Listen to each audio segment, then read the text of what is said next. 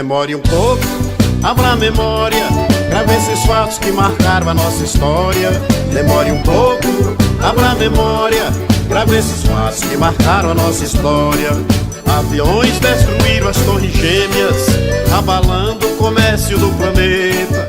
O Osama deixou a coisa preta, um carrasco do mundo muçulmano, sem respeito ao próprio ser humano. O Talibã pôs em risco uma nação, bombardeio sem dó, sem compaixão, na cidade, cavernas e cratera. Mas depois acertaram aquela fera, escondida nas terras do Paquistão.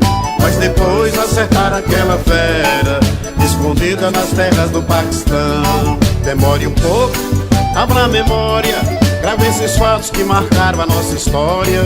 Demore um pouco, abra a memória, grave esses fatos que marcaram a nossa história. Arafat foi pra outra dimensão, sem findar grande carnificina. Israel não aceita a Palestina não respeita Israel.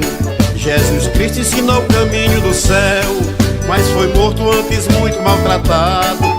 Sendo assim é melhor ficar calado, o terrorismo é ponto forte nestas terras. A Palestina e Israel só pensam em guerra, são resquício das maldades do passado. A Palestina e Israel só pensam em guerra, são resquícios das maldades do passado. Demore um pouco, abra a memória, grave esses fatos que marcaram a nossa história.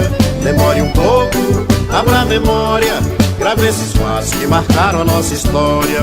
Ditaduras do mundo são varridas, para o povo é bem melhor assim. No Egito o sistema teve fim, Alemanhas fizeram a fusão. Lá na Líbia foi feita execução de um tirano atroz e malfeitor. A Al-Qaeda perdeu seu tutor, no Iraque Saddam foi enforcado. O planeta ficando aliviado com a ausência da ação de ditador. O planeta ficando aliviado com a ausência da ação de ditador. Demore um pouco, abra a memória, grave esses fatos que marcaram a nossa história. Demore um pouco, abra a memória, grave esses fatos que marcaram a nossa história.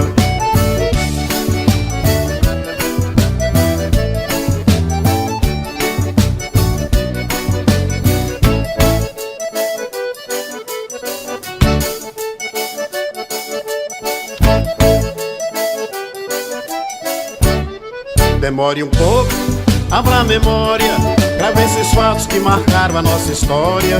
Demore um pouco, abra a memória, grave esses fatos que marcaram a nossa história. O progresso quebrou muito tabu, até mesmo de certos radicais.